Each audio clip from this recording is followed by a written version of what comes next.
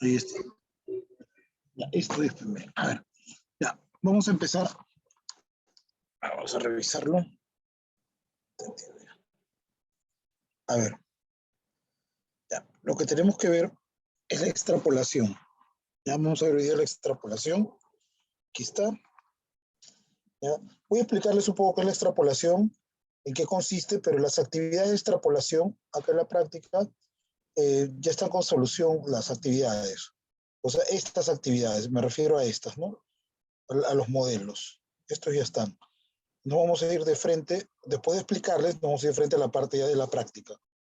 Ya, o sea, aquí nomás, pero esto sí no tiene nada. Esto sí está limpio. Entonces, no vamos a ir ya de frente a la parte de la práctica, los textos de práctica. Al texto 1, ¿no? A la parte de comprensión lectora. Ay, sí, pues, a ver. Sí, no, texto 1, texto 2, a ver. Vamos por partes. Entonces, a ver, dice. Tal vez podemos leer uno para ver por qué sale la clave, ¿no? Para entenderlo. A ver, la extrapolación consiste en contrastar, ¿no? Consiste en contrastar el contenido de un texto determinado con una consideración metatextual. El propósito es evaluar, de un lado, la plausibilidad de este contenido, es decir, su validez, y de otro, su fecundidad y su capacidad para generar más conocimiento. En los test de comprensión lectora, la extrapolación es una forma de determinar el más alto nivel de comprensión. Si el contenido de un texto adquiere valor en este traslado conceptual, extrapolar es justamente colocar algo fuera de otro polo. Demuestra su eficiencia, su productividad, su fertilidad y se torna un elemento fundamental del aprendizaje significativo. Asimismo, la extrapolación puede determinar la poca o nula fecundidad de las ideas desplegadas en un texto. La extrapolación puede realizarse de dos formas, básica y cognitiva, dos formas básicas, cognitiva y referencial. A ver, tengo que explicar qué cosa es la extrapolación. La extrapolación es una capacidad, ¿ya? Es una capacidad que consiste en sacar una información que no necesariamente está en el texto. Un momento, mientras lo voy explicando. Una información que no necesariamente está en el texto, pero que sí sale de una parte del texto como si esta fuera una hipótesis. Por ejemplo, si yo te digo, ¿no? El texto dice que Juanito se casó con Claudia, ¿no? Por decir, el texto dice eso, ¿no? Juanito se casó con Claudia. Entonces, la extrapolación tendría que decir, Juanito no se hubiera casado con Claudia, entonces hubiera ocurrido ¿qué? Esa es la extrapolación. O sea, la extrapolación lo que va a tratar de hacer es explicar o tratar de hacer entender cuál podría ser una conclusión diferente a la que el texto propone. Es una pregunta que parte con un condicional. Ya va a comenzar con un condicional. Cuando tú veas que dice un condicional, sí, entonces es una pregunta extrapolativa. ¿Ya? Si es sí, entonces ya sabes tú que es una pregunta definitivamente extrapolativa. Entonces, en base a eso, vamos a revisar a ver qué más nos señala acá el texto. A ver, en base a eso, pues acá tenemos la extrapolación cognitiva y la referencial. La extrapolación cognitiva. Este tipo de extrapolación consiste en hacer un viraje radical en las ideas del autor y establecer la consecuencia que se desprende de esta operación. O sea, qué consecuencia se desprendería o saldría de la parte extrapolativa, ¿no? Entonces, como hacer un viraje significa hacer un cambio, una transformación, ¿no? en las condiciones del texto. Entonces, lo que quiere hacer es modificar lo que está en el texto. De eso, en eso consiste la extrapolación cognitiva. O sea, lo cambia, pero desde la consecuencia. Y la extrapolación referencial consiste en modificar las condiciones del referente textual y determinar el efecto que se proyecta en esta operación. O sea, ¿qué es lo que ocurriría? Un efecto, ¿no? Generalmente sigue el procedimiento de aplicar el contenido del texto a otra situación, a otra época, otro espacio, ¿no? La referencia. Por decir, es un texto que está explicando sobre la época napoleónica. Pues te extrapola a otra época, ¿no? Si en la época actual se tomara la misma medida, entonces, por ahí va la extrapolación. Esa es la extrapolación referencial. En cambio, la cognitiva no, la cognitiva es siempre con referencia a algo que está en el texto, ¿no? Si ocurriera otro caso, si se hiciera esto, va más relacionada con el texto, la cognitiva. En cambio, la referencial, como su nombre lo dice, hace referencia a un evento o un acontecimiento histórico. Y acá tenemos algunos textos, ¿no?, donde están las preguntas, pero ahí ya está la clave, acá ya sabemos la clave, pero vamos a revisar el texto a ver por qué sale la clave. ¿Ya? Vamos a revisar un par.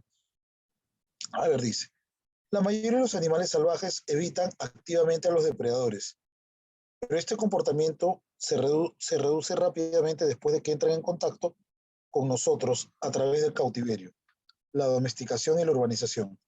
Esas fueron las conclusiones de un estudio publicado en PLOS Biology. El estudio fue dirigido por Benjamin Goffrey de Marbeck, Instituto de Biodiversidad, de Explotación y Conservación Marina, y analizó los resultados de 173 investigaciones. Estas se centraron en estudiar los rasgos antidepredadores conductuales y fisiológicos en 102 especies de mamíferos, aves, reptiles, peces y moluscos domesticados, cautivos y urbanizados. Los científicos descubrieron que el contacto con humanos conducía a una rápida pérdida de los rasgos antidepredadores de los animales, como la vigilancia, la congelación y la huida. Pero simultáneamente la variabilidad entre individuos aumentó inicialmente y luego disminuyó gradualmente a lo largo de las generaciones en contactos con humanos. Entonces acá viene la pregunta de extrapolación. ¿No? Dice, si se tuviera una especie salvaje en cautiverio y en contacto con el ser humano por un tiempo prolongado para luego ser liberado en un hábitat natural, ven, aquí está. Así es como funciona la pregunta de extrapolación. Ven, acá está. Sí. ¿Qué pasó? Esto no. Acá está. Sí. Natural. Entonces, esta coma está reemplazando un entonces. Entonces, y ahí es donde viene la respuesta, en este caso te da la B, ¿no? Este espécimen sería más vulnerable ante un depredador natural. Las otras no, porque no sería una conclusión, o no es lógica, disculpen, o no es lógica, o simplemente no, pues no es posible desprenderla del texto, ¿no? Porque evidentemente se nota que no es. Entonces, cualquiera de las dos ahí podría ser. Bien, listo. A ver, vamos a revisar el texto número, bueno, el texto número ya está, este ya está claro, vámonos de frente a la parte práctica nomás. Ya, texto número 5 también ya está. Acá viene la comprensión, parte de comprensión lectora, texto número 1. 5 también ya está ya. Ya hablar. Comprensión lectora. Muy bien. A ver, acá tenemos el primer texto. ¿Alguien que lo pueda leer, por favor? Ya saben, como siempre, lo leen ustedes, lo leo yo, ¿no? Uno a uno. ¿Alguien que pueda participar en ese texto, por favor? ¿Algún voluntario? Ya bueno, yo, profesor. ¿Me escucha? Sí, una pregunta, ¿lo tienes? No, a la mano todavía no. No me abre los archivos PDF Ya, por la ya, ya, computadora. léelo, entonces léelo en la pantalla, no hay problema. Yo te voy a preguntar para poder Claro. bajar la pantalla, ya léelo, léelo. Acá Sí, nomás. hace casi 750 años, un joven mercader veneciano llamado Marco Polo escribió una crónica increíble sobre sus viajes por China. Se llamó El libro de las maravillas del mundo y está lleno de raras costumbres extranjeras que el gran explorador aseguró haber presenciado. Pero había una en particular que le pareció tan extraordinaria que le costó contenerse. No importa de qué manera lo cuente, no lograría convencerlos de que lo que dijo en esta, dentro de los límites de la verdad y razón, escribió. Fue uno de los primeros europeos que conoció un invento que sigue siendo uno de los fundamentos de la economía moderna, el papel moneda. El tema de interés no es el papel en sí mismo. De hecho, los billetes modernos no están hechos de papel, sino de fibras de algodón y plástico. Incluso el dinero chino, que tanto fascinó a Marco Polo, era del todo de papel, de una lámina negra derivada del morado y llevaba la firma de varios funcionarios. También tenía un sello rojo brillante que había sido autenticado por el mismísimo emperador chino Kublai Khan, quien regía cuando Marco Polo estuvo en China. El capítulo en el libro de Marco Polo sobre este tema lleva un título larguísimo, como el Gran Khan hace que la corteza de los árboles convertida en algo similar al papel. pese como el dinero en todo su país. Lo novedoso era de que más allá del material con que estaban hechos, el valor de estos billetes no venía del objeto mismo, como ocurría con las monedas de oro o plata.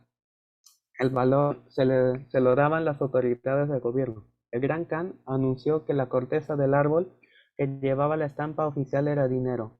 Ordenó que así sea. Así nomás, se convertía en dinero. De hecho, al papel moneda a veces era llamado dinero fiat, pues en latín fiat significa que así sea. Marco Polo quedó fascinado con la genialidad de este sistema que lograba una corteza. Circulará como si fuera oro y plata. ¿Dónde estaba todo el oro que no estaba circulando? Bajo el ferrero ciudadano del emperador. El dinero de hecho de corteza no era nuevo cuando Marco Polo se enteró sobre su existencia. Había surgido casi 3 siglos atrás, alrededor del año 1000, en Sichuan, China. Los gobernantes chinos no querían las monedas de oro C y plata salieran de las fronteras de Sichuan hacia las tierras extranjeras. Entonces se impusieron una regla que suena un poco alocada. Sichuan tenía que usar monedas hechas de fierro, pero debido a su poca practicidad y otros inconvenientes surgió una solución alternativa, los yaozi o billetes de intercambio. Muy bien, joven. A ver, para todos. Eh, sí, esto de los viajes de Marco Polo es interesantísimo. El libro de las maravillas del mundo, los viajes de Marco Polo es muy interesante. Hay una historia que él cuenta también en estos viajes que yo creo que es más impactante que esta que está ahí, ¿no? Mucho más impactante. Es cuando estuvo en la India, viajó por todos lados, ¿no? Fue un viajero incansable Marco Polo. Cuando estuvo en la India, él vio algo que le pareció impresionante y que también para nosotros podría serlo. Eh, Él vio que los habitantes de la India, cuando querían suicidarse, cuando un habitante de la India quería suicidarse, o sea, quería acabar con su vida, porque consideraba que su vida era miserable, le tenía que pedir permiso al emperador de la India. Y una vez que le daban permiso para suicidarse, porque le tenían que dar permiso, si no, no podía, una vez que le daban permiso, era un evento público, era una fiesta, era un evento público, salían por todas las calles, lo sacaban en procesión, la gente lo aplaudía, lo abrazaba, todo el tema, ¿no? Entonces, eso también era impresionante, ¿no? Como una cultura tan educada y tan selectiva como la cultura india, porque la cultura india es muy selectiva. Hay tenido una práctica así, ¿no? Que el suicidio lo vean de esa manera. Bastante interesante. A ver, vamos a leerlo. Voy a leerlo ahora de nuevo. A ver, dice. Hace casi, traten de descargarlo por favor para que para el siguiente que lo lea yo por bajar un poquito la pantalla, porque estoy trabajando con los datos. ¿Ya? Pues estoy trabajando ahorita con los datos y el internet está bajo acá ahorita. Entonces, para poder ir bajándola un rato mientras ustedes leen y así tratar de cuidar un poco más los datos para ver si aguantan hasta el final de la clase, ojalá. Hace casi 750 años, un joven mercader veneciano llamado Marco Polo escribió una crónica increíble sobre sus viajes por China. Se llamó El libro de las maravillas del mundo y estaba lleno de raras costumbres extranjeras que el gran explorador aseguró haber presenciado. Pero había una en particular que le pareció tan extraordinaria que le costó contenerse. No importa de qué manera lo cuente, no lograría convencerlos de que lo que digo está dentro de los límites de la verdad y la razón. Escribió. Fue uno de los primeros europeos que conoció un invento que sigue siendo uno de los fundamentos de la economía moderna, el papel moneda, el dinero. El tema de interés no es el papel en sí mismo. De hecho, los billetes modernos no están hechos de papel, sino de fibras de algodón o de plástico. Incluso el dinero chino, que tanto fascinó a Marco Polo, tampoco era del todo papel.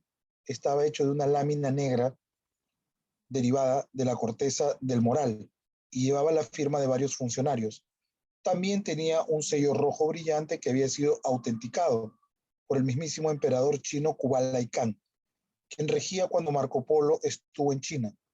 El capítulo en el libro de Marco Polo sobre este tema lleva un título larguísimo, como el Gran Khan hace que la corteza de los árboles, convertida en algo similar al papel, pase como dinero en todo su país. Lo novedoso era que más allá, este Kublai Khan era un personaje de la época de Marco Polo.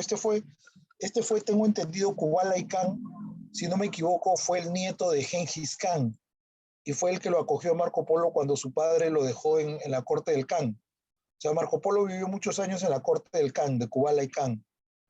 Su padre lo dejó ahí en medio pago porque el padre era un traficante por la ruta de la seda, quien tenía control de la ruta de la seda eran los mongoles. Kublai Khan era un emperador mongol que conquistó China. Entonces también se hizo emperador de los chinos, pero no era chino. Kublai Khan era mongol. Los khanes eran mongoles. Kublai Khan, Gengis Khan eran mongoles. Ejército muy fuerte, el ejército mongol.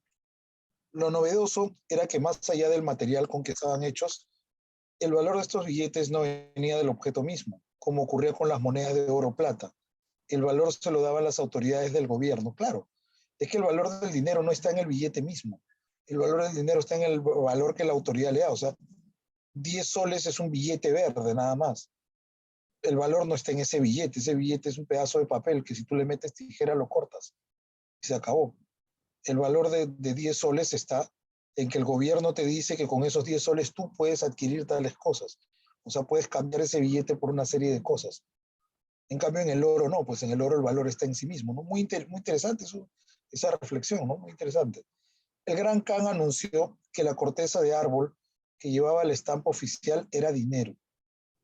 Ordenó que así sea, y así nomás se convertía en dinero. O sea, claro, el rey decía que así era y así era. De hecho, el papel moneda, perdón, a veces es llamado dinero fiat, pues en latín fiat significa que así sea.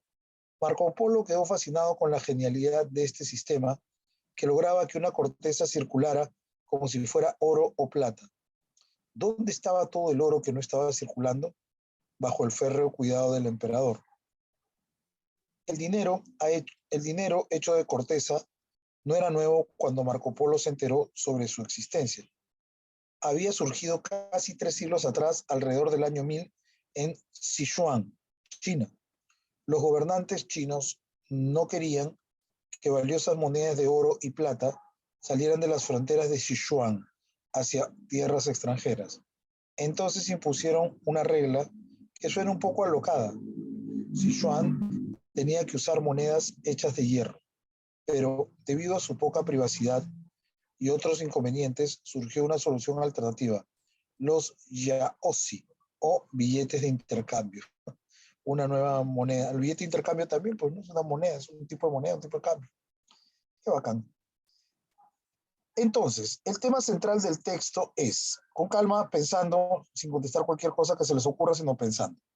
El material con el que se fabrica dinero que sorprendió a Marco Polo. La brillante idea de un emperador chino ante el hurto frecuente del oro, la estupefacción de Marco Polo ante la existencia de papel moneda y el origen de los yaozi o billetes de intercambio en la ciudad de Sichuan. La C. La C. La C. Uh-huh. La estupefacción de Marco Polo ante la existencia. Muy bien. De acuerdo con el sentido contextual, el término genialidad, ahora está genialidad, acá está.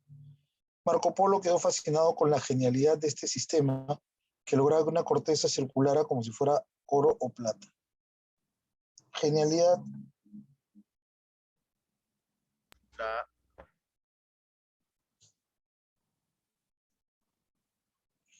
Ajá. Muy bien, la A, originalidad. 3. A partir de la información del texto sobre el papel moneda de Sichuan, se deduce que este surgió mucho antes de que se popularizara las monedas de hierro. La decisión acerca de su material sería ajena a los gobernantes chinos. Por lo alocado de su invención, llevó a un joven mercader a la insanía. Fue motivo de sorpresa para muchos navegantes, además de Marco Polo.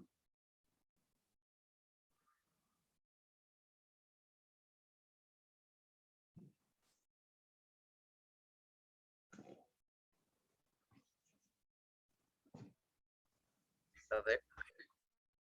La D. Fue motivo de sorpresa para muchos navegantes, además de Marco Polo.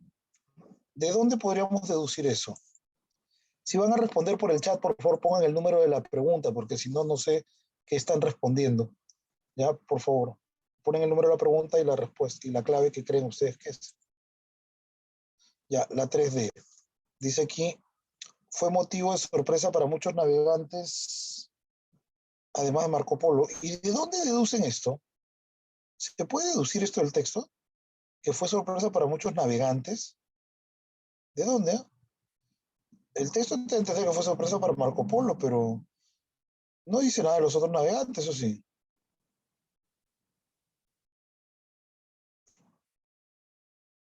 O sea, la sorpresa fue para Marco Polo, pero podemos deducir que fue sorpresa para muchos navegantes, o sea, aparte de Marco Polo.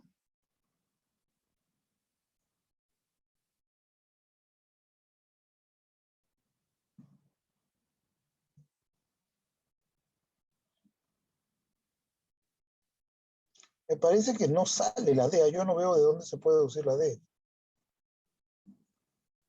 Más bien hay otra que se puede deducir mejor. A ver, lean de nuevo. Hay otra que se puede deducir mejor, ¿eh?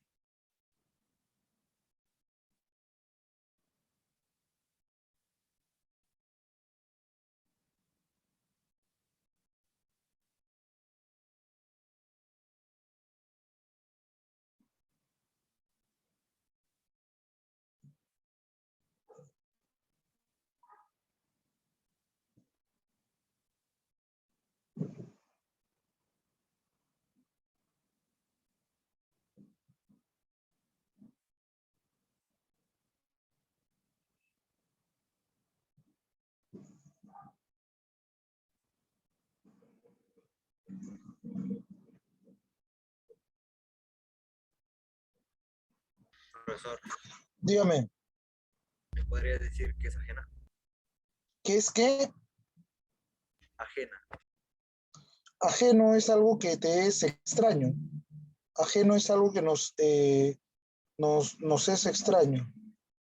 Algo que nos es raro, extraño, que no nos es normal. Eso es ajeno, algo que no nos es normal.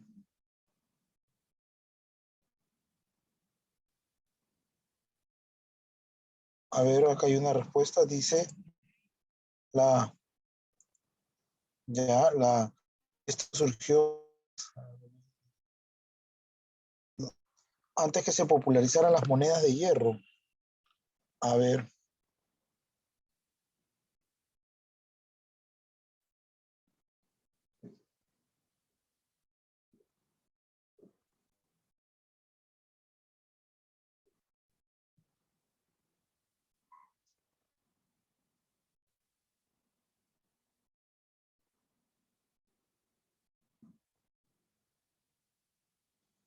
miren, acá está la respuesta.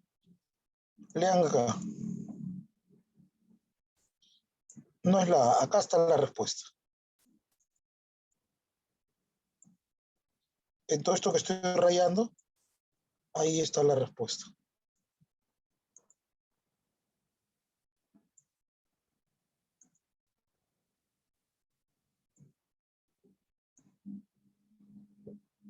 Ya, ahí está la respuesta.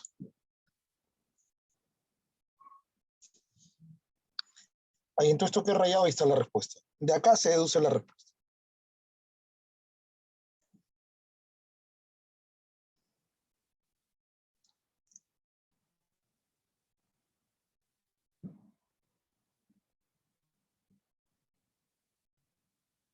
Ahí lo tienen.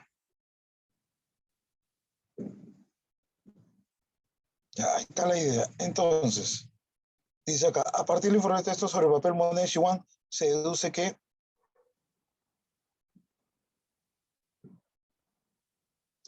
ahora sí, ya con eso la deben tener, ¿ah? Ya con eso ya debe estar.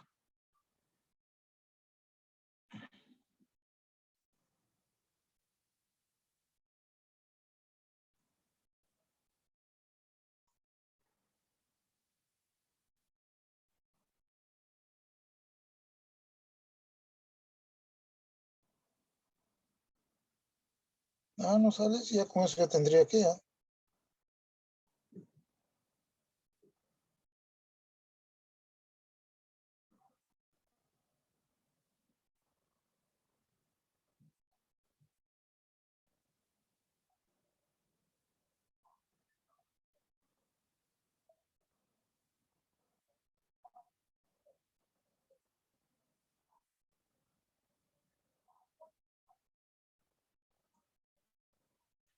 A ver, no, no es la A. Muy bien, ahí lo dijeron. Es la B, pues, claro. ¿Por qué? Miren aquí. Ahora le voy a decir por qué. Ya le marqué la parte, con eso tiene que salir, pero no voy a decirle por qué, por si a alguien le quedó duda. La decisión acerca de su material sería ajena a los gobernantes chinos. Claro, pues, ¿por qué? Porque los gobernantes chinos no querían que sus valiosas monedas de oro y plata salieran de las fronteras de Sichuan hacia tierras extranjeras. O sea, no querían que las monedas salgan para que sea pieza de intercambio en otro lugar. Entonces, y es una buena explicación también por qué el oro dejó de ser, pues, ¿no? Entonces impusieron una regla que sería un poco alocada. ¿Cuál era la regla de ellos? Sichuan tenía que usar monedas hechas de hierro. Ellos propusieron hierro, pero debido a su poca practicidad, ¿por qué? Porque el hierro, primero, para trabajarlo es muy duro, y segundo, que es pesado. Entonces, y otros inconvenientes, surgió una solución alternativa, los yaosí o billetes de intercambio. Entonces, ellos no tuvieron nada que ver en el material, porque ellos lo que querían era hierro, pero la gente no, otro material. Entonces, de eso se deduce que la decisión acerca del material sería ajena a los gobernantes chinos. Ellos no decidieron el material del que se hacen los billetes. Ellos querían monedas de hierro. ¿Se entendió? Sí, Sí. magnífico. 4. De acuerdo con las descripciones de Marco Polo, determine cuál o cuáles de los siguientes enunciados guarda compatibilidad con el desarrollo del texto. Su objeto de interés fue el uso de los yaosí más que su material. La práctica de usar papel moneda estaba generalizada en su época. El valor que obtenían los yaosí se regía por las leyes del mercado y el material de papel moneda que lo asombró provenía de un árbol. Entonces, de acuerdo con las descripciones de Marco Polo, ¿cuál de los enunciados guarda compatibilidad con el texto desarrollado?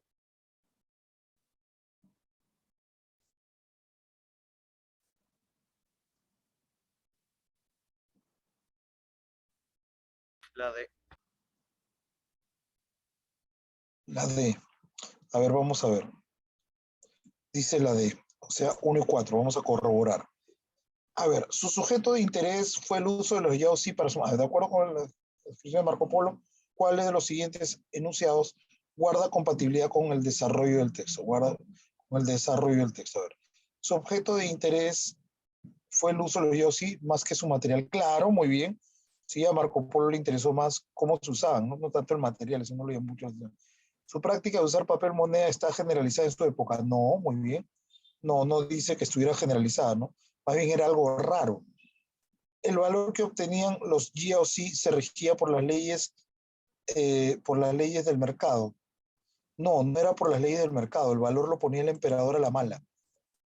Eso también dice. Y el material del papel moneda que lo asombró provenía de un árbol, sí, eso también está ahí. Por lo tanto, sacamos aquí, es correcto esto. 4. Muy bien, joven. 5. La pregunta de extrapolación. Acá está la extrapolativa.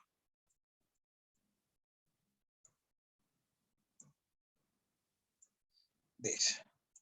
Si Marco Polo hubiera podido evidenciar que actualmente las transacciones económicas pueden incluso prescindir de un objeto físico, claro. Hoy día las transacciones económicas ya no requieren ni siquiera del dinero en efectivo, ¿no? Hoy día por medio de una app lo pagas, ¿no? No necesitas ni siquiera la tarjeta. O sea, ya ni siquiera tienen que ver la tarjeta, por el app nomás lo pagas. Su asombro sería incluso más grande que el que tuvo al descubrir los Yaoxin. Habría considerado que tal invento provenía indefectiblemente desde China. Concluiría que los billetes moneda perderían vertiginosamente su popularidad y tal hallazgo rebatiría sus descubrimientos realizados en la ciudad de Sichuan. Ajá. Concluiría que los billetes moneda perderían vertiginosamente su popularidad. Pero hay una que es más probable, ¿eh? Esa no es muy probable.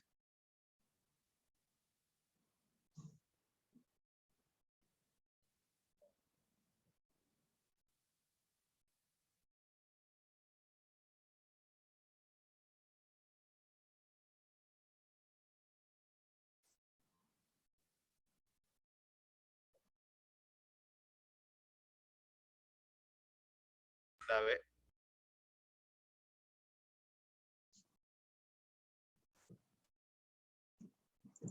No, está bien lo que han dicho en el chat. Su asombro sería más grande que el que tuvo, claro, porque si se asombró al ver que podían cambiar monedas por billetes, por papel, ¿cómo se asombraría si pudiera ver que ya ni siquiera se necesita ese papel hoy día? No, ni siquiera el plástico, ¿no? Porque ya no, si tú quieres comprar algo por internet, no necesitan ver la tarjeta donde compras.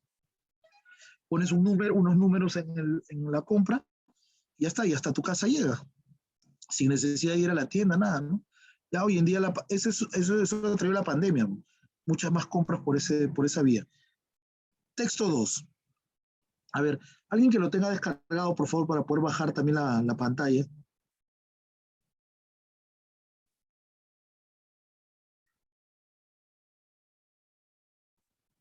¿Alguien puede leerlo, por favor?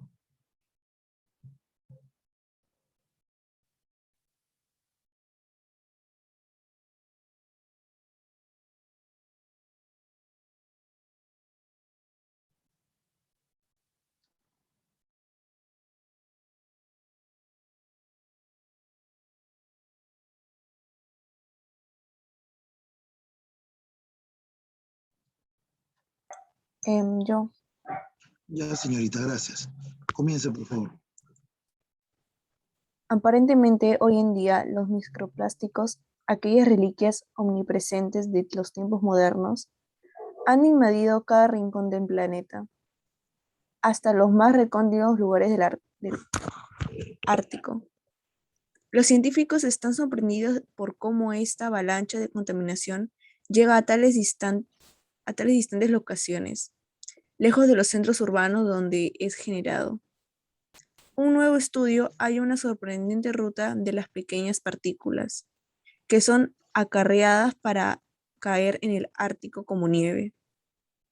El estudio, publicado en Science Advance, informa que cantidades sustanciales de fragmentos y fibras plásticas están aterrizando en los territorios helados del estrecho de Fram, una extensión oceánica entre Groenlandia y el archipiélago de Svalbard en el Ártico noruego.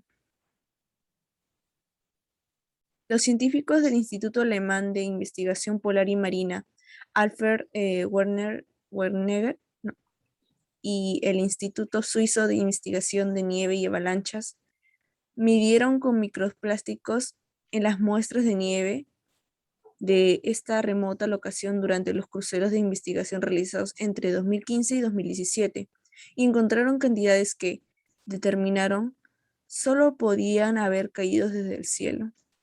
El estudio genera inquietud sobre cuánto contaminan la atmósfera los microplásticos, lo que también plantea un potencial riesgo de salud para las personas y animales que los respiran.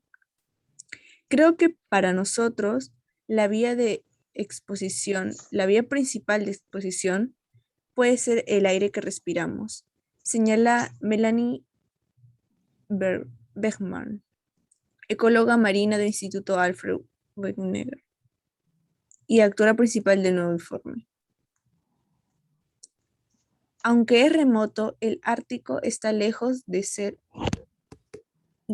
impoluto, ya que gran parte de la contaminación del mundo termina llegando. Bergman y sus colegas habían estado estudiando los plásticos del fondo del mar del Ártico desde 2002, aproximadamente en la última década. Notaron un gran aumento de cantidad que veían, entre los cuales hubo un incremento de 10 veces en una sola estación, por lo que comenzaron a buscar microplásticos en la columna de agua del Ártico, y en todos los lugares que observaron aparecieron grandes cantidades. En los profundos sedimentos del mar encontraron alrededor de 6.000 partículas por cada 10 kilogramos de lodo. El hielo marino estaba aún más cargado, tanto como 12.000 partículas por kilogramo del hielo derretido, según Bergman. Y otros investigadores encontraron que la superficie de las aguas del Ártico poseían las concentraciones de microplásticos más altas de todos los océanos del mundo. Nos preguntamos, ¿de dónde viene todo esto?, afirmó Bergman. El estudio sugiere que la carga más grande es transportada hacia el norte por la corriente del Golfo y por las poderosas corrientes del Atlántico. Es probable que la gran mayoría se haya originado en Europa del Norte. Muy bien. Se haya originado en Europa del Norte. Muy bien. A ver, de nuevo, vamos a ponerlo para nosotros. A ver, ahí está. Vamos. Dice, aparentemente, gracias señorita, aparentemente hoy en día los microplásticos, aquellas reliquias omnipresentes de los tiempos modernos, han invadido cada rincón del planeta, hasta los más recónditos lugares del Ártico. Los científicos están sorprendidos por cómo esta avalancha de contaminación llega a tales distantes locaciones, lejos de los centros urbanos donde es generado. Un nuevo estudio halla una sorprendente ruta de las pequeñas partículas que son acarreadas para caer en el Ártico como nieve. El estudio publicado en Science Advance informa que cantidades sustanciales de fragmentos y fibras plásticas están aterrizando en los territorios helados del estrecho de Fram, una extensión oceánica entre Groenlandia y el archipiélago de Svalbard, en el Ártico noruego. Los científicos del Instituto Alemán de Investigación Polar y Marina, Alfred Wegener, y del Instituto Suizo de Investigación de Nieve y Avalanchas, midieron los microplásticos en las muestras de nieve de esta remota locación durante los cruceros de investigación realizados entre 2015 y 2017, y encontraron cantidades que determinaron solo podían haber caído desde el cielo. El estudio genera inquietud sobre cuánto contaminan la atmósfera los microplásticos, lo que también plantea un potencial riesgo de salud para las personas y los animales que los respiran. Creo que para nosotros la principal vía de exposición puede ser el aire que respiramos, señala Melanie Bergman, ecóloga marina del Instituto Alfred Wegener y autora principal del nuevo informe. Aunque es remoto, el Ártico está lejos de ser impoluto, ya que gran parte de la contaminación del mundo termina llegando. Bergman y sus colegas habían estado estudiando los plásticos del fondo del mar del Ártico desde 2002. Aproximadamente en la última década notaron un gran aumento en la cantidad que veían, entre las cuales hubo un incremento de 10 veces en una sola estación, por lo que comenzaron a buscar microplásticos en la columna de agua del Ártico, y en todos los lugares que observaron aparecieron grandes cantidades. En los profundos sedimentos de mar encontraron alrededor de 6.000 partículas por cada 10 kilogramos de lodo. El hielo marino estaba aún más cargado, tanto como 12.000 partículas por kilogramo de hielo derretido, según Bergman. Y otros investigadores encontraron que la superficie de las aguas del Ártico poseía las concentraciones de microplásticos más altas de todos los océanos del mundo. Nos preguntamos, ¿de dónde viene todo esto?, afirmó Bergman. El estudio sugiere que la carga más grande es transportada hacia el norte por la corriente del Golfo y por las poderosas corrientes del Atlántico. Es probable que la gran mayoría se haya originado en Europa del Norte. Muy bien. Entonces, vamos a ver las preguntas. La primera, ¿cuál es la idea principal del texto? A ver, ahí lo tienen en la pantalla. ¿Cuál sería la idea principal del texto? Una investigación de Bergman ha iniciado el rastreo del fondo marino ártico y algunos microplásticos y algunos microplásticos encontrados en el Ártico parecen proceder de Europa. Un nuevo estudio ha sorprendido a los científicos al hallar plásticos en nieve ártica. Científicos europeos investigan los efectos de la contaminación en la región ártica. La D. La 1B. A ver qué dice la B.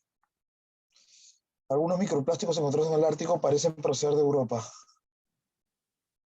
Ya no es mal, pero no es principal. ¿Por qué no es principal? Porque no abarca en sí todo lo que hay en el texto. Hay una que abarca todo lo que hay en el texto. Y La no B. es eso. Hay una que es mejor, ¿no? ¿Cuál sería?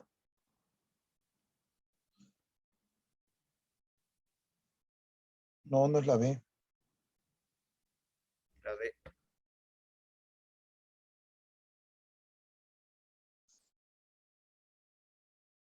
La B. No, fallaron mucho allá. No es esta, están adivinándola. La No C. es esta. Claro, muy bien. Un nuevo estudio sorprendió a los científicos al hallar plásticos en nieve ártica. Esta es la idea principal, o sea, es la sorpresa de haberla hallado. Es la sorpresa de ellos de haberla hallado. ¿Ya? Número 2.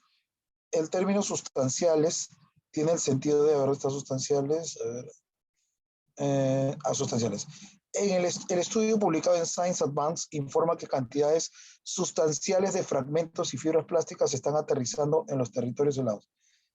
Cantidades sustanciales están aterrizando. Entonces acá el término sustanciales sería La C. correcto, la dosis C, abundantes. Acá sí es C. 3. Se puede inferir a partir de lo leído que la contaminación en la región ártica proviene principalmente de los países ubicados más próximos a la Antártida. Ha generado que gran parte de la flora y fauna antártica haya dejado de existir. Sorprende a los investigadores del estudio por el tipo de plástico encontrado y 2 décadas atrás era más reducida respecto a lo encontrado últimamente.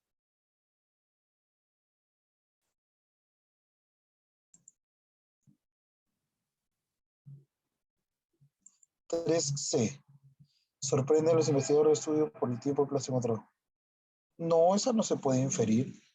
No, La ya no, D. la 3 ya no es ella, ya no. La D. Ya, si fuera la A ver, quise la D. 2 décadas atrás era más reducida respecto al encontrado últimamente. A ver, la contaminación en la región ártica 2 décadas atrás era más reducida respecto al encontrado últimamente. ¿Por qué? ¿De dónde sale eso? Que 2 décadas atrás era más reducida.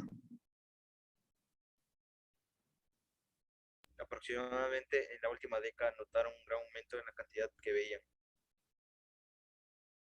Aproximadamente en la última década. Pero acá dice 2 décadas atrás. Aproximadamente en la última década era más reducida. Entonces, si en la última década era más reducida, se supone que en las 2 décadas atrás sí se podría inferir que sí. Sí, sí se podría inferir que sí. Si hace una década era reducida, hace 2 debe haber sido más, porque eso va en aumento, no en reducción.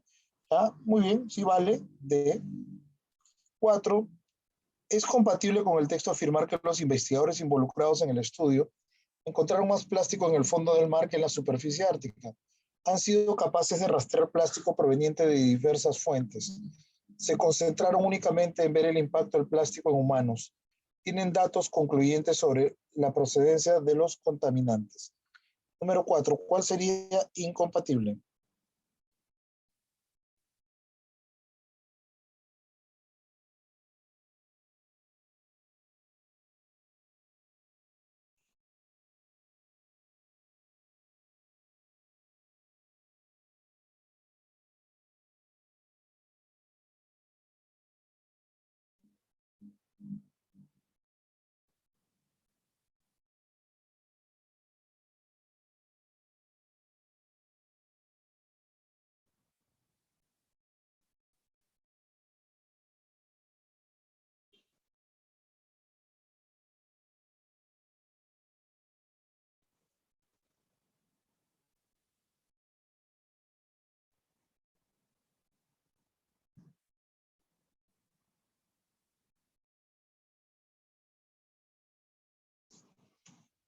A ver. En el chat, la 4.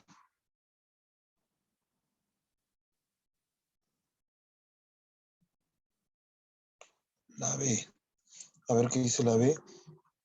es compatible con esta final que los investigadores involucrados en el estudio han sido capaces de rastrear plásticos provenientes de diversas fuentes. A ver.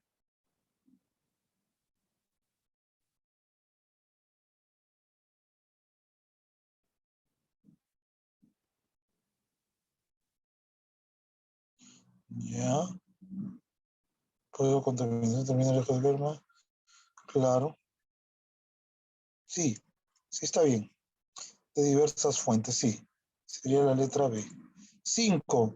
Si la comunidad científica tuviera mayor evidencia de lo rápido que se puede dispersar el plástico para llegar a diferentes regiones, entonces sería una tarea mucho más sencilla eliminar la polución causada por plásticos. Los plásticos encontrados en la región ártica serían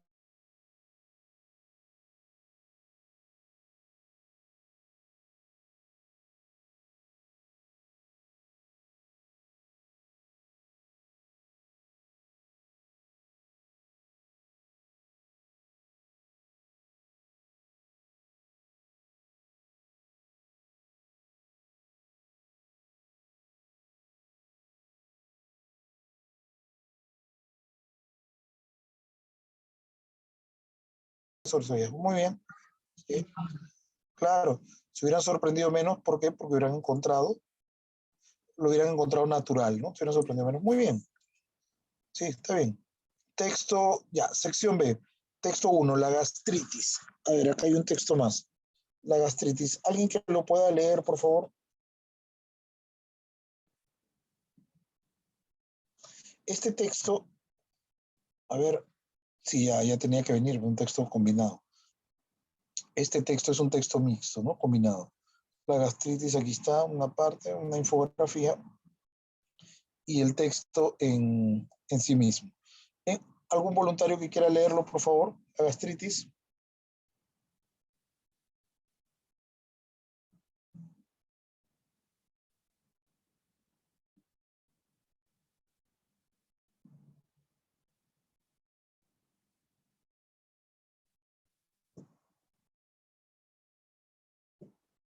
¿Nadie? ¿Nadie ahorita?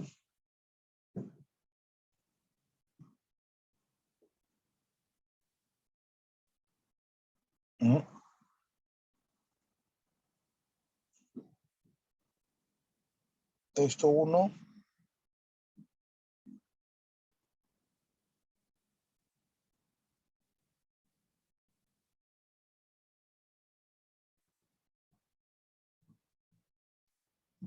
¿Alguien que nos puede ir con el texto 1, por favor?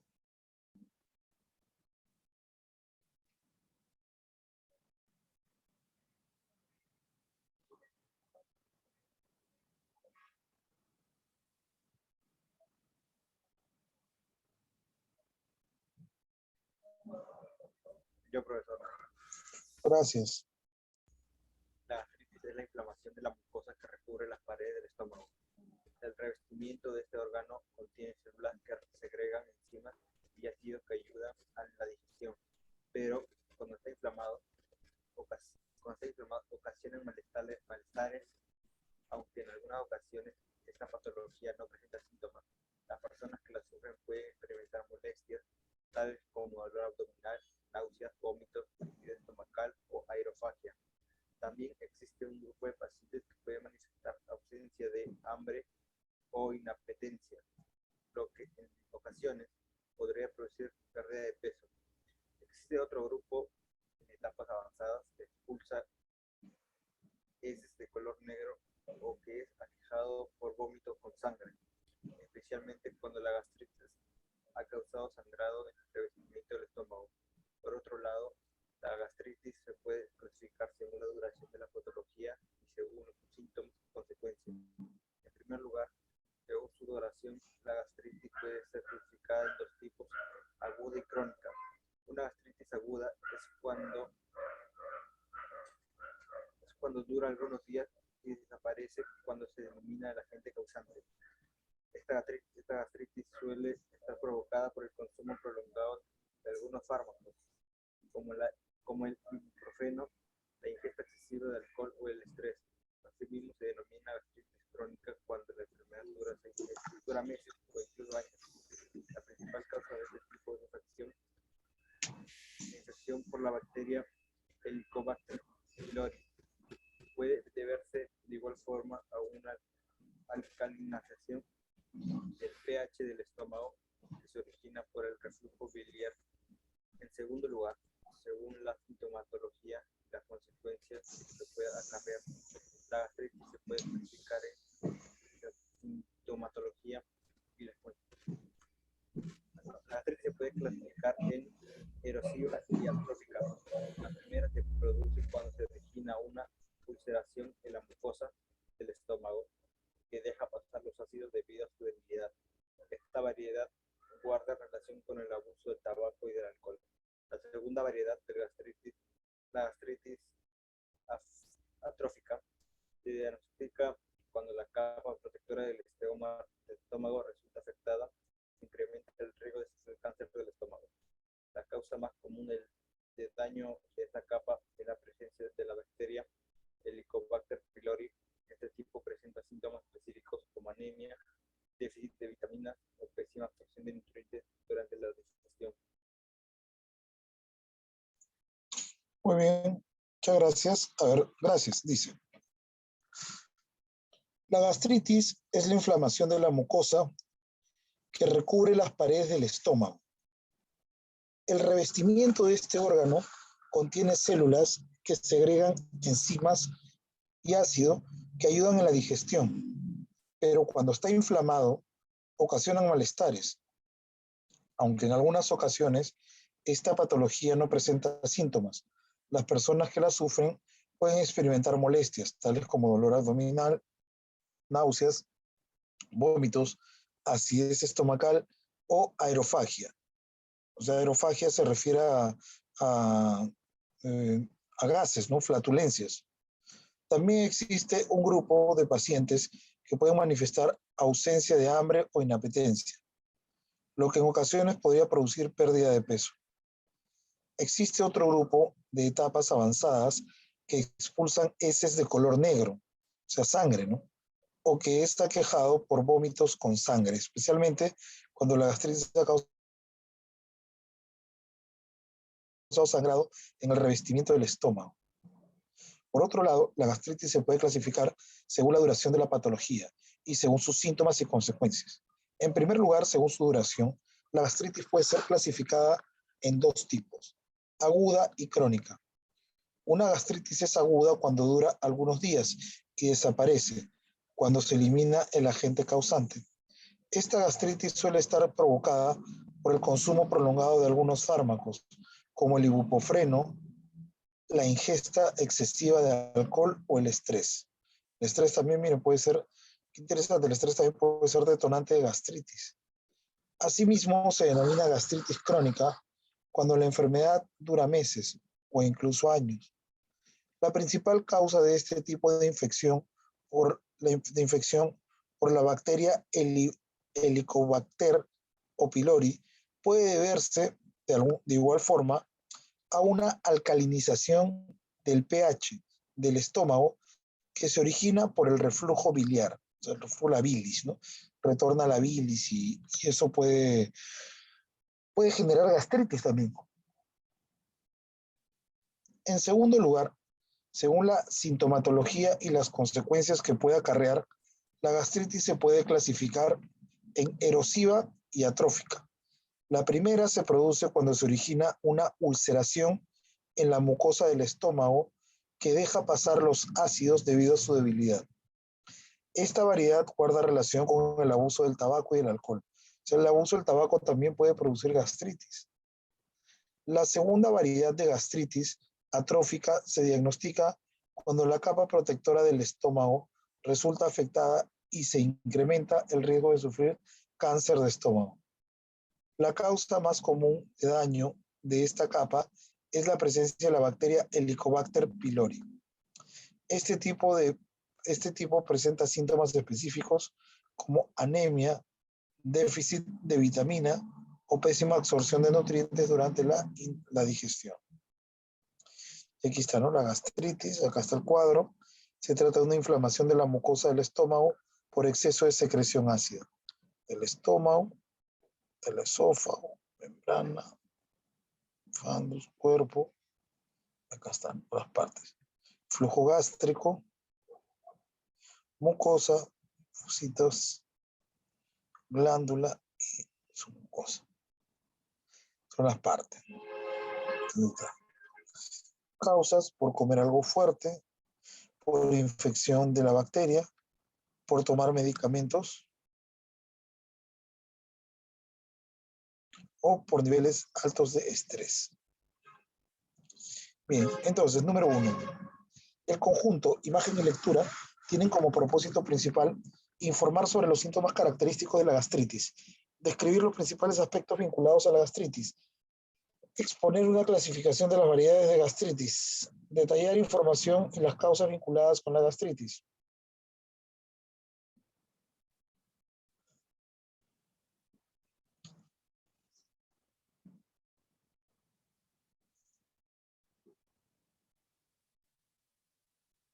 La D. Detallar la definición de causas vinculadas con la gastritis. No, no es detallar.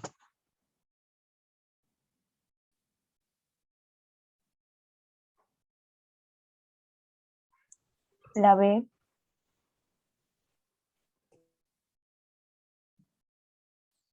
Describir los principales aspectos vinculados a la gastritis. Sí, está bien. Describir los principales aspectos vinculados con la gastritis. Es correcto, la B. Muy bien. Si en el texto el término molestia es sinónimo contextual, ¿qué se llama? El término molestia es sinónimo contextual de, a ver, molestia. A ver. Aunque en algunas ocasiones esta patología no presenta síntomas, las personas que la sufren pueden experimentar molestias tales como dolor abdominal, náuseas, ¿ya? Molestias, entonces sería síntoma, deterioro, riesgo, dificultad.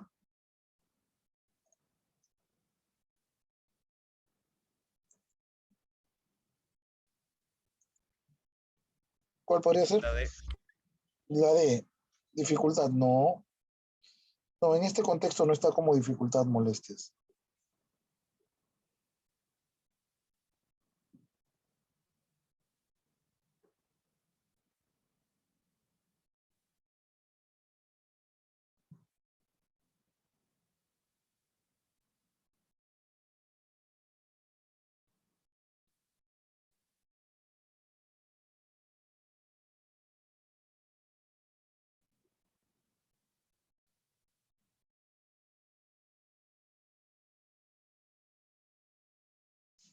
Acá en el chat han puesto, es la síntoma. Es la síntoma. La síntoma. A ver. A partir de la lectura y la infografía, se infiere que el factor de gastritis más peligroso es la ingesta de alimentos muy picantes, el elevado nivel de estrés doméstico, la inyección por Helicobacter pylori, el consumo de ciertos medicamentos. Ojo, para decirme a ver qué se puede inferir, también sería bueno que me digan de dónde sale eso. O sea, si es cierto o no. No tanto adivinándola, sino por qué.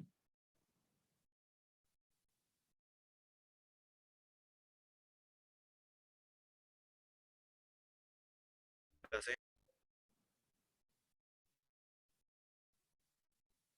¿Por qué?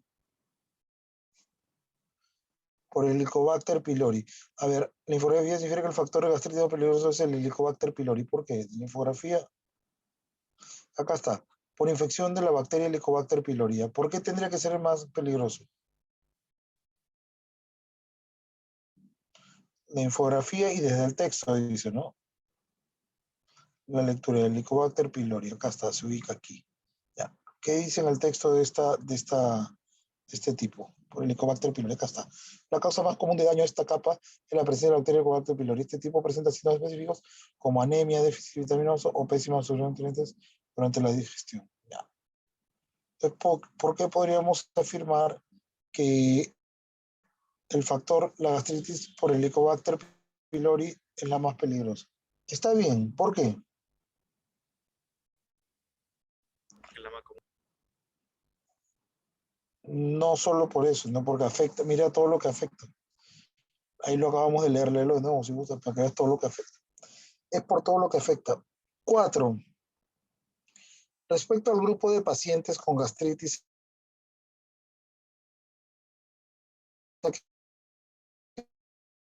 aquejado por vómito. Este síntoma se vincula con una gastritis que no daña una parte de la mucosa. Podría padecer los síntomas iniciales de una hemorragia estomacal diversificada. Este malestar es causado de es a causa de una alcalinización del pH estomacal por reflujo biliar, y la sintomatología guarda relación con el nivel de deterioro provocado por el mal.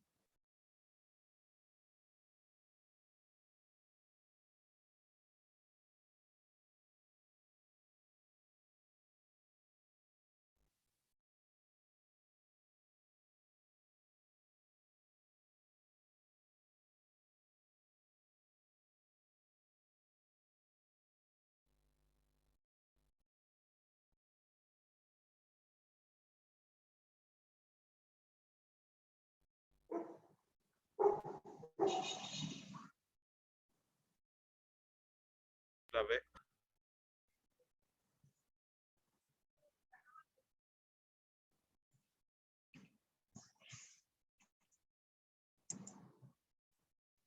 La B, la 4, la B. Padecer los síntomas iniciales de una hemorragia estomacal diversificada. ¿Por qué diversificada? ¿Por qué diversificada? Diversificada significa en todas partes. No parece que sea diversificada. No. A ver, un paciente con gastritis aquejado por vómitos con sangre. Ya, si el paciente, a ver, respecto al grupo de pacientes con gastritis aquejado por vómitos con sangre, ya, pero si el grupo de pacientes con gastritis está aquejado con vómitos de sangre, no. No, hay otra que es más probable.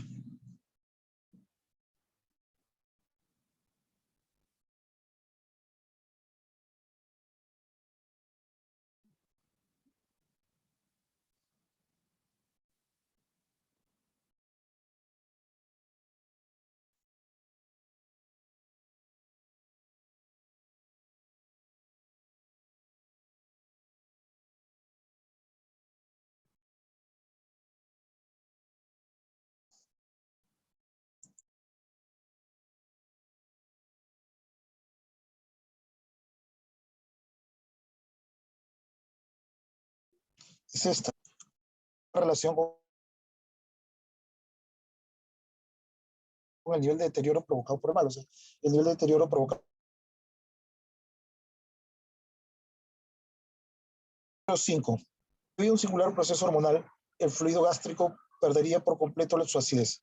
Si debido a un singular proceso hormonal el fluido perdiera por completo su acidez, ¿qué pasaría? Las personas ingerirían alimentos muy picantes y sazonados.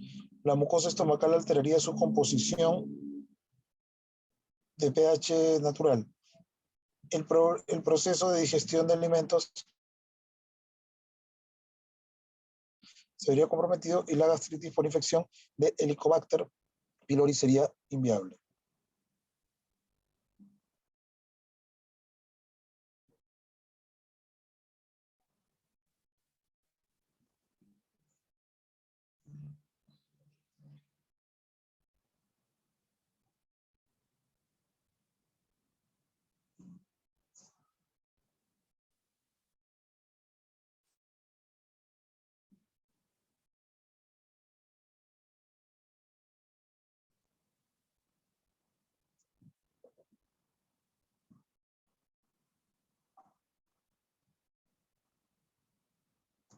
¿Cuál saldría la 5?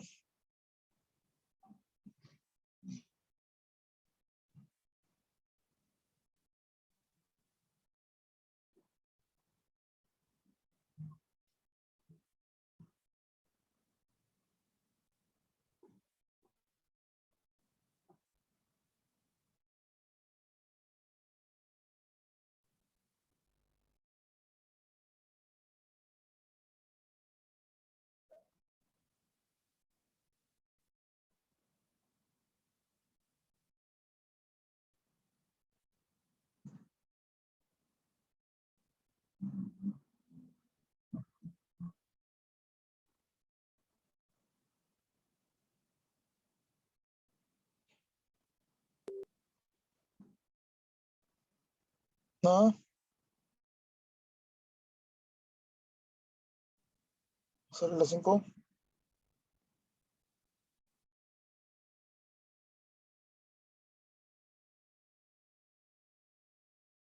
La C. Dime. La C.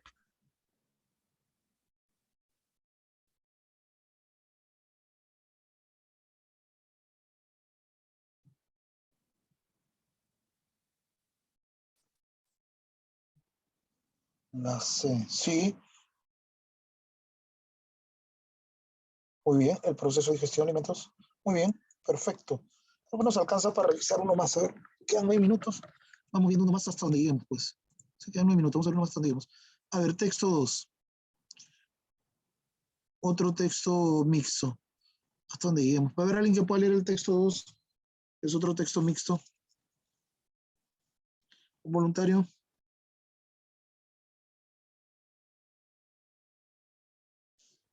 ¿Alguien que nos ayude con el 2, por favor?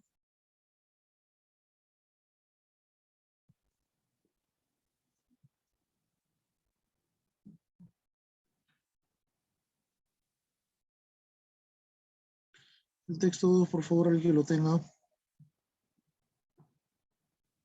Yo, profesor. Gracias. Son tantos los beneficios que aporta el yoga a nivel físico, mental y emocional, que se dice que a su práctica habitual puede cambiarnos la vida. Basta dedicar 10 minutos al día antes de acostarnos para que mejoren nuestros hábitos de sueño. Además, a medida que practiquemos durante más tiempo, alcanzaremos un profundo estado de bienestar y empezaremos a notar los beneficios que nos servirán de estímulo para seguir avanzando. Poco a poco empezaremos a ser más conscientes no solo del cuerpo y la mente, sino de sus necesidades, lo que nos ayudará a comprender cuáles son las asanas, posturas que nos vienen mejor en cada momento. Practicar yoga con regularidad es una excelente forma de aliviar el estrés y las tensiones que acumulamos y que nos pasan factura tanto a nivel físico como mental. El yoga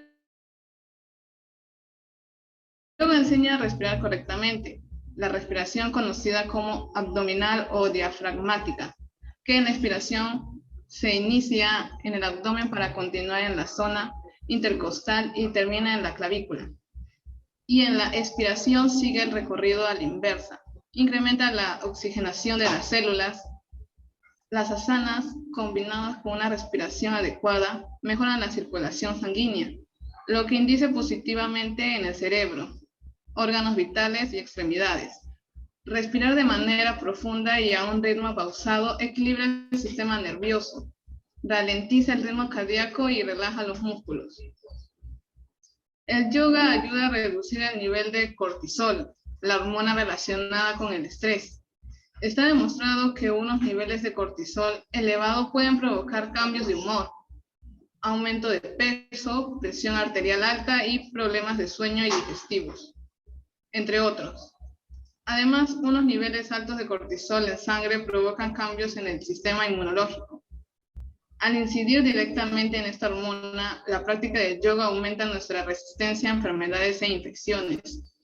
Por último, el yoga estimula la relajación, hace más lenta la respiración y ayuda a equilibrar el sistema nervioso autónomo, compuesto por el sistema nervioso simpático, SNS, y el sistema nervioso parasimpático, SNP. El yoga activa el SNP, que favorece la relajación, reduciendo el ritmo cardíaco y la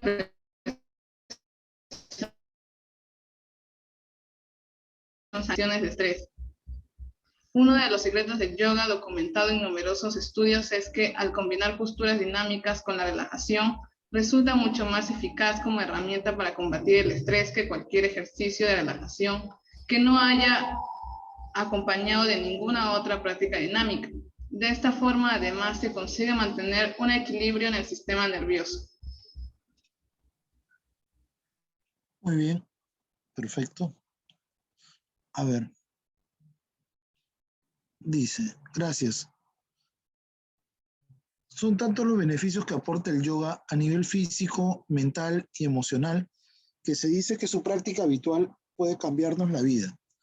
Basta dedicar 10 minutos al día antes de acostarnos para que mejoren nuestros hábitos de sueño.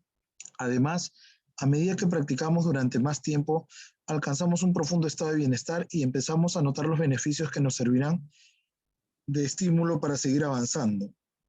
Poco a poco empezaremos a ser más conscientes no solo del cuerpo y la mente, sino que sus necesidades, lo que nos ayudará a comprender cuáles son las asanas, posturas, que nos vienen mejor en cada momento. Practicar yoga con regularidad. ¿Qué pasó? ¿Me escuchan? Sí, profesor. Bueno. Pensé que se vio la señal.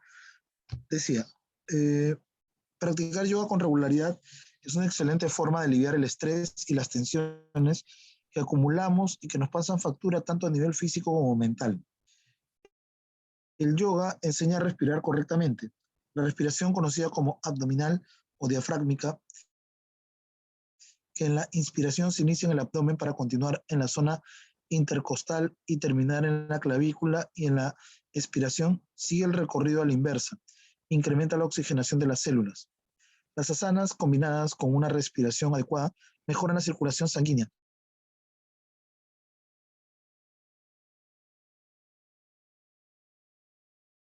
Profunda y un ritmo del sistema nervioso, ralentiza el ritmo cardíaco y relaja los músculos.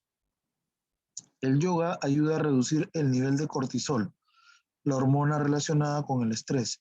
Está demostrado que unos niveles de cortisol pueden provocar cambios de humor, aumento de peso, presión arterial alta y problemas de sueño y digestivos, entre otros. Además, unos niveles altos de cortisol en sangre provocan cambios en el sistema inmunológico al incidir directamente en esta hormona. La práctica del yoga aumenta nuestra resistencia a enfermedades infecciosas, o a enfermedades e infecciones, perdón.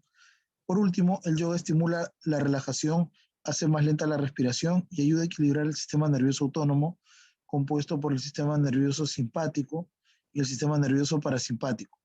El yoga activa el sistema nervioso parasimpático y favorece la relajación, reduciendo el ritmo cardíaco y la presión sanguínea, y facilita la recuperación en situaciones de estrés.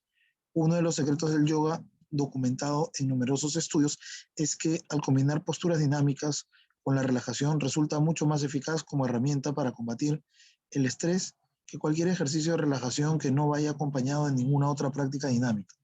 De esta forma, además, se consigue mantener el equilibrio en el sistema nervioso. Aquí está. Los beneficios del yoga, miren, y aquí está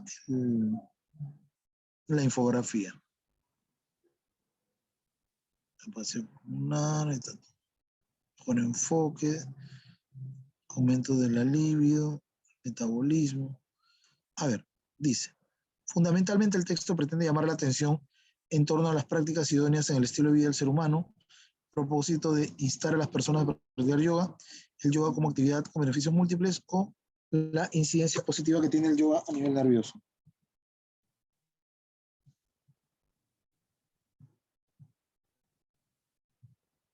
Clase.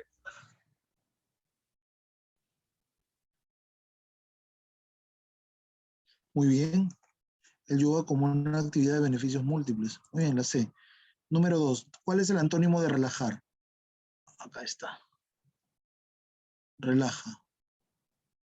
Respira de manera profunda, ritmo pausado, equilibra el sistema nervioso, ralentiza el ritmo cardíaco y relaja los músculos. ¿Cuál sería el sentido de la palabra relajar? Tensar, distender, aplacar, sosegar.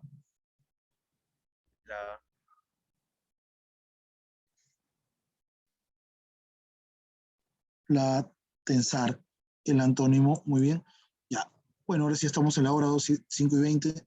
Tienen otra clase. Bueno, las otras 3 ya las pueden acabar ustedes. En todo caso, las revisamos la próxima semana, cómo salieron. Ya, esas 3 las pueden acabar ustedes. Muy bien. Listo, jóvenes. Siendo las 5:20, los dejo porque tengo otra clase. Y ya nos estamos viendo la próxima semana. Cuídense, hasta el próximo viernes. Chao. Chao, profesor. Chao. Gracias, maestro Manuel. De nada, maestro Rafael, ya nos estamos viendo. Saludos. Ya está entrando ya el maestro de maestros, ¿no? El maestro Rogers.